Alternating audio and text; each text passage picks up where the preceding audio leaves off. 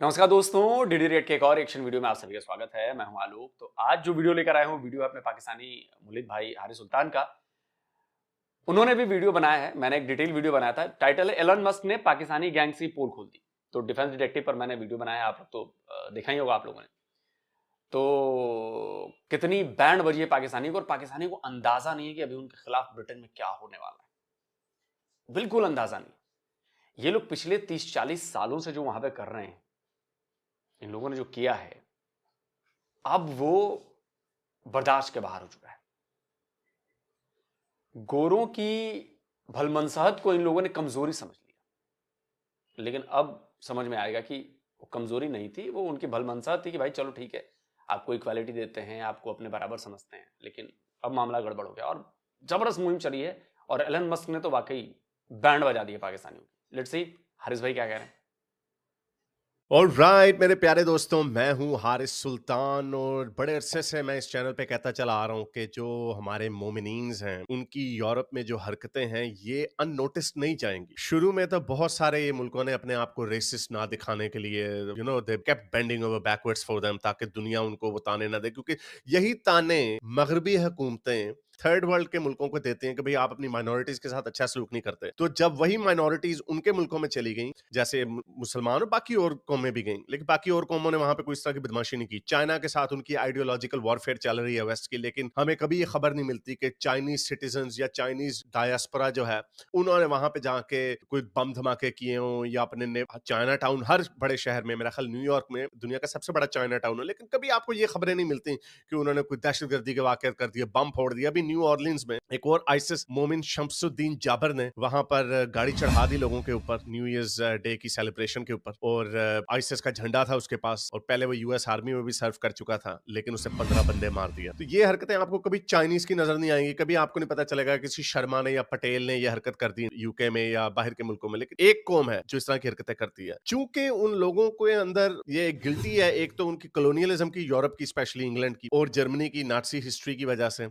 और दूसरा ये कि वो दूसरे मुल्कों को लेक्चर देते हैं कि भाई आप अपनी माइनॉरिटी के साथ अच्छा सलूक करें। तो जो उनकी लोग जो हरकतें कर रहे हैं उनके साथ, वो उस पर खामोश रहते हैं। फॉर एग्जाम्पल मैं आपको कुछ एक दो वीडियोस दिखाता हूं। अब ये देखें, ये कुछ मोमिनीन्स जो अपने मुल्कों में किस तरह की हरकतें करते हैं। न्यू ईयर सेलिब्रेशन तो वैसे ही हराम है, काफरों का दिन है, लेकिन ये न्यू ईयर नहीं मना रहे, जाते इसी बहाने से हैं, लेकिन उनके सामने क्या करते हैं देखें जरा। ये देखें, ये फायरवर्क्स का रुख इसने किधर किया हुआ है, पटाखे का, घरों की तरफ, और वो सीधा घर में किसी के चला जाता है और वो फट गया, और ये फिर बाद में भाग गए।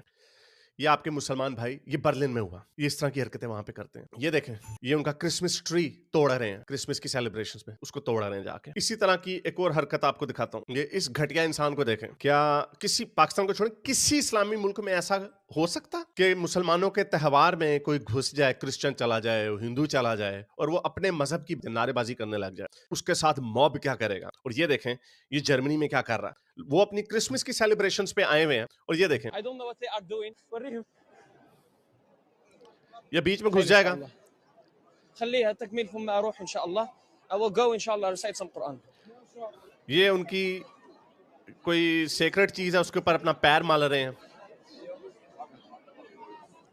बड़े फखर से। वो गोरे देख रहे हैं बेचारे कि ये कौन लोग हैं, देखे उस पर जाके उसके ऊपर अपना जूता माल रहे हैं। أعوذ بالله من और अब الشيطان الرجيم. ये बीच में जाके तलावत करने लग गया। بسم الله الرحمن الرحيم. ये गोरे देख रहे हैं, देख रहे हैं ये कौन लोग हैं, ये क्यों ऐसे कर रहे हैं। ياسين. तो इस तरह की हरकतें ये वहां। अब आप सोचिए जरा, इसको उल्टा कर दीजिए। पाकिस्तान में ईद चल रही है जी, ईद की नमाज पढ़ी जा रही है, और जो भी है, जो भी काम चला, वहां पर कोई हिंदू पहुंच जाता है और वहां पर वो अपने मंत्रों का उच्चारण करना शुरू कर देता है और हिंदू धर्म की बातें करना शुरू कर देता है। आपको अंदाजा है कि पाकिस्तान में मुसलमान उस बेचारे हिंदू का क्या करेंगे? बेचारे कुछ नहीं करते पाकिस्तान में हिंदू, तब तो उनकी ऐसी नस्लकशी की जा रही है, जेनोसाइड किया जा रहा है। वहां पर तो लिंचिंग हो जाएगी, उसकी लिंच कर देंगे, उसके टुकड़े तक नहीं मिलेंगे उस बंदे के। लेकिन यही काम आप दूसरे देश में जाकर दूसरे धर्मों के लिए कर रहे हैं, आप उसमें अपने आप पर फख्र महसूस कर रहे हैं। देखा वही जो वो था ना, क्या नाम था वो पाकिस्तानी बॉलर का यार, वसीम अकरम, और दूसरा वाला वकार यूनिस, कि देखो जी, मैच जीते चाहे हारे, रन बने चाहे बने, मुझे तो अच्छा ये लगा हिंदुओं की जमीन पर जाकर और मोहम्मद रिजवान ने नमाज पढ़ ली। असल बात ये थी। आप सोच रहे हैं इस मेंटालिटी को, जो हारिस भाई भी आपको समझा रहे हैं, वो यही मेंटालिटी है। आप वही काम करें जाके दूसरे में तो फक्र महसूस करते हैं, दूसरा कोई आगे करे तो आप उसको मार देंगे जान से। तो जब सामने वाली बात समझ जाएंगे और सामने वाले भी आपकी पिटाई ठुकाई करना चालू कर देंगे, तब काहे चिल्ला रहे हैं कि इस्लामोफोबिया इस्लामोफोबिया है। ये वहां पे जाके करते हैं और फिर ये कहते हैं कि लोग हमसे नफरत क्यों करते हैं, और पूरे वेस्ट में इनके खिलाफ, अगेन मैं फिर बता रहा हूँ, कोई चाइनीज के खिलाफ नहीं, भी इंडिया के खिलाफ वहां के रेसिस्ट लोग हर जगह पे होते हैं। अमेरिका में जो मागा का एक फार राइट का जो ग्रुप है, उन्होंने आजकल इंडियंस के ऊपर तोपे गर्म की हुई, लेकिन डोनाल्ड ट्रंप, इलॉन मस्क, जो उनके बड़े बड़े लोग हैं, वो आगे उनके खिलाफ के नहीं भाई, हम मेरिट के ऊपर लेंगे। इंडिया के एक्सपोर्ट है ह्यूमन पावर की, हाई स्किल्ड आईटी की ह्यूमन पावर, मैन पावर वो एक्सपोर्ट कर रहे हैं, हमें फायदा है H1B वीजा का। लेकिन ओवरऑल जो उनकी अवाम है, उनकी औरों से नफरत नहीं है, ना चाइनीज से, ना इंडियन से, ना फिलिपिनो से, ना किसी से।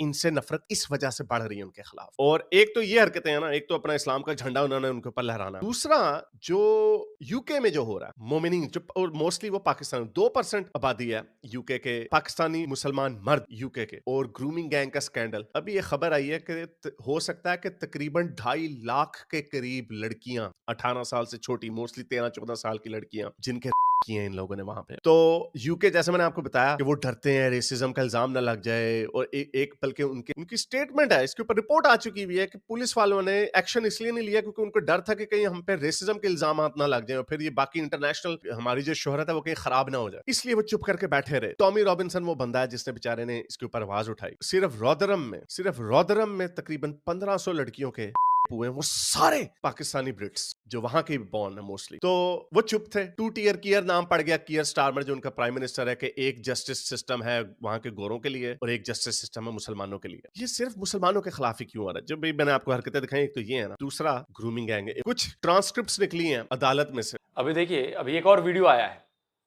एक शायद ये पाकिस्तानी है और वो पकड़ा गया यही 13-14 साल के बच्चों के साथ गलत हरकत करने की कोशिश कर रहा था। अब वो कह रहा है कि मैं नया हूं, मैं यहाँ पे मुझे पता नहीं है, मुझे यहाँ का कानून पता नहीं, मैं तो शरिया लॉ फॉलो करता हूं। इट मीन्स कि वो ये बता रहा है कि शरिया लॉ में 12-13 साल की बच्ची के साथ ऐसा करना जायज है। तो भाई आपके यहाँ जायज होगा, पाकिस्तान में जायज होगा, ब्रिटेन में नहीं है, अमेरिका में नहीं है, कनाडा में नहीं है। वहां जाओगे लठ पड़ेगी। अब वहां लोग अब तुम्हें मारेंगे, और अभी तो सिर्फ पिटाई, ये पुलिस को पकड़ना चालू किया है, कत्लेआम होगा तुम लोगों का, याद रखना। लोग कब तक सहेंगे? माँ बाप कब तक सहेंगे? अपनी बच्चियों के साथ ऐसा होता देखते हुए सहेंगे? आप लोगों ने एक मन में धारणा बना ली है कि सारी जो बच्चियां हैं, औरतें हैं, वो सब लो कैरेक्टर की हैं, बहुत इजीली अवेलेबल है। नहीं है। आप उनके खुलेपन पर मत जाइए, और आपको लगता है कि इजीली एक्सेसिबल है, मत सोचिए ये सब बात। इसीलिए आप लोगों के साथ ऐसा हो रहा है।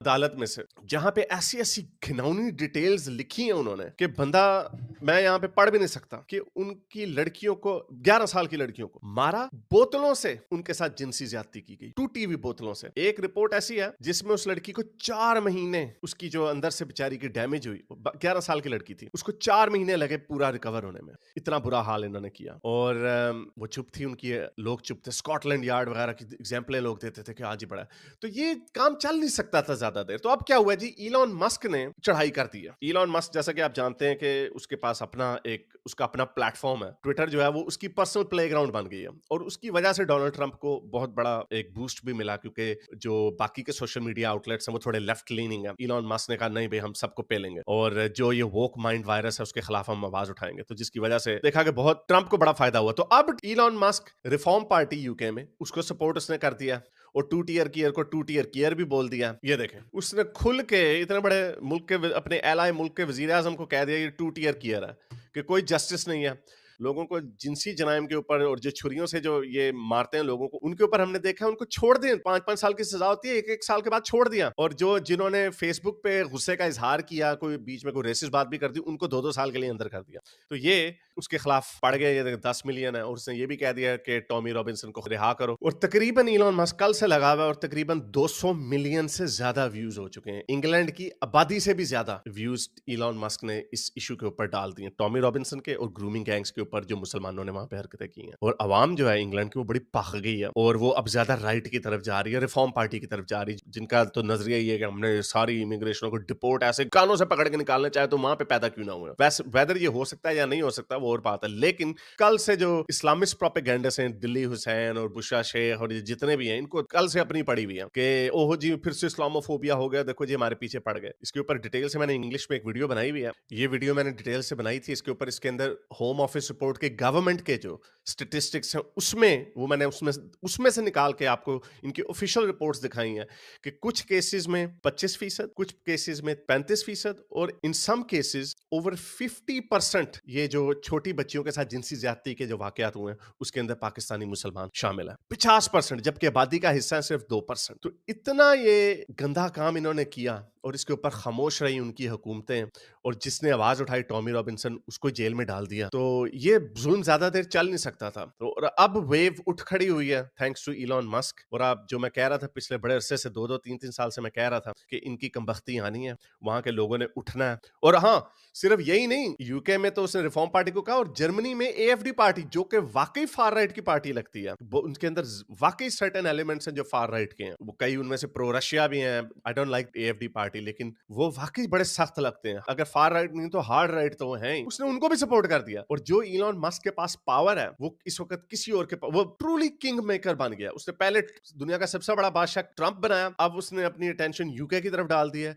और जो नेक्स्ट मेजर शिफ्ट आएगा वो जर्मनी में आएगा, क्योंकि जर्मनी में इलेक्शंस होने वाले हैं मेरा ख्याल 21 जनवरी को या 19 जनवरी को, ट्रंप के फौरन बाद। तो उसने एएफडी को सपोर्ट करना शुरू कर देना। और आप देखिएगा वहां पे ये जो मैंने आपको पहली वीडियो दिखाई बर्लिन में, 2 वीडियोस दिखाई, वो कितनी गंदी वीडियोस है। वहां पे ये सीरियंस, लिबियन, इजिप्शियंस, वहां पे पाकिस्तानी, उधर इन लोगों ने गंद मचाया हुआ। तो आप देखना वहां पे क्या होगा। तो इनको पूरी दुनिया से छितर पड़ने हैं क्योंकि इनकी हरकतें इतनी गंदी हैं। इन्होंने सिर्फ अपने 18-18, 20-20 साल के लड़के भेजे, वैसे रेफ्यूजीज बनते हैं अपने आप को। तो रेफ्यूजीज तो अपनी औरतें बच्चे भी साथ लेके जाते हैं। तो जब आप 18-20 साल के हाई टेस्टोस्टेरोन के लोग वहां पे अकेले छोड़ देंगे और वो वहां पे जाके मेमे देखेंगे स्कर्टों पे, ऐसी वीडियोस आई हुई हैं। वो पाकिस्तान में तो बड़ा मशहूर हुआ था ना, वो पाकिस्तानी वहां पे जाकर तुर्की में लड़कियों की तस्वीरें खींच रहे थे बिकिनी में चुपके से और टिकटॉक पे चढ़ा रहे थे। वही हरकतें ये अफगानी, सीरियन और लिबियन जर्मनी में कर रहे हैं। एक तो तुम लोगों को अंदर आने दिया और वहां पे तुम उन्हीं की औरतों के साथ गंदी हरकतें करते हो, जिनसी ज्यादतियां करते हो। तो ये वेव जो है वो क्योंकि सिविलाइज्ड हो गए बहुत जल्दी, मैं इनको जानता हूँ, बड़े बड़े अच्छे तरीके से मैं इस कल्चर को समझता हूँ। वो कोई गोरा किसी की तरफ आंख उठा के भी नहीं देखता, वो अपने काम में काम रखते हैं, फोनों पे लगे होते हैं। और जाहिर बात है उनको वो उस तरह के थोड़े हुए नहीं होते जिस तरह के ये आते हैं अपने मुल्कों से। तो ये बकरियों मुर्गियों से इनकी जान छुड़ती है, तो वहां पे जाके मेमे देखते हैं तो पागल हो जाते हैं। तो इसलिए ये ज्यादा देर ये काम चल नहीं सकता था। ये 10 साल ये काम चला, ये 2011 से ये काम शुरू हुआ। एक तो तुमने अपने मुल्कों में खुद स्प्रिंग लाए, अरब स्प्रिंग लाए, और ऊपर से वहां से भागे जब वो अनस्टेबल हुआ और सारा इल्जाम इनके ऊपर डाल दिया तुमने। तो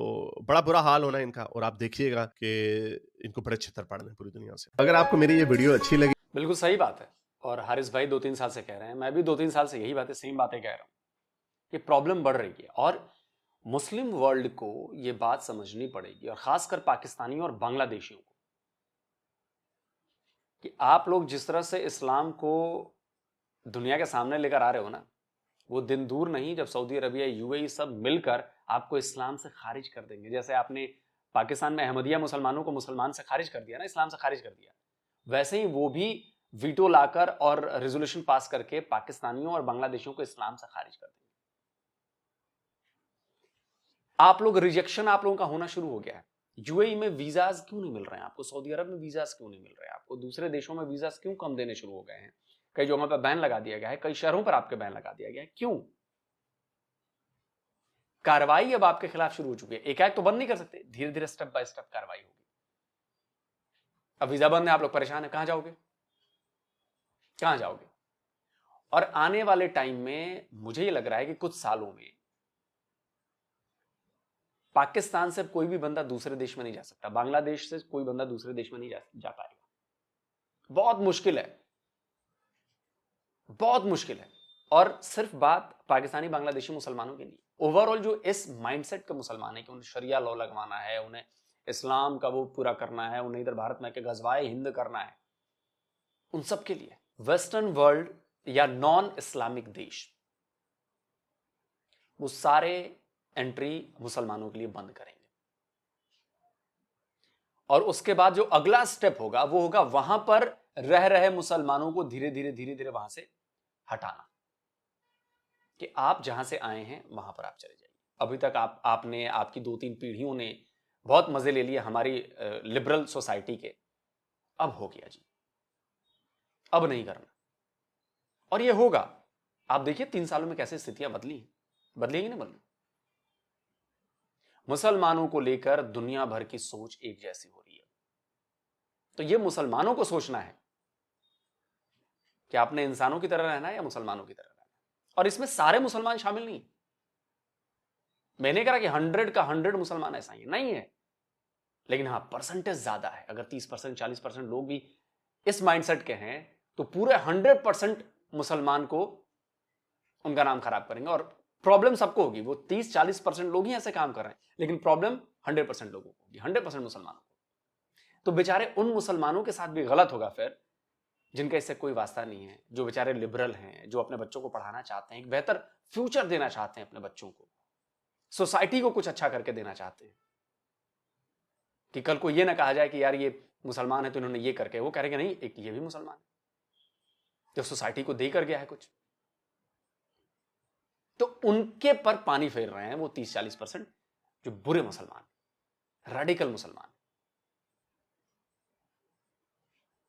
तो इसमें बात यह बनती है कि जो अच्छे मुसलमान हैं, जो लिबरल मुसलमान हैं, जो इस तरह की हरकतें नहीं करते या इस तरह की सोच नहीं रखते, उनको आगे आना पड़ेगा, उनको बोलना पड़ेगा, उनको आवाज बुलंद करनी पड़ेगी और अपने लोगों को चुप कराना पड़ेगा कि गलती तुम में है, तुम सुधरो, गलत रास्ते पर मत चलो। अगर आप चुप रहे, मैं उन अच्छे मुसलमानों की बात कर रहा हूं, अगर आप चुप रहे तो फिर खामियाजा भुगतने के लिए तैयार रहिए आप लोग, प्रॉब्लम तो होगी फिर। दोस्तों आप क्या कहते हो? कमेंट करके अपनी राय जरूर दें। जल्दी मिलता हूं एक और नए वीडियो के साथ। नमस्कार, जय हिंद।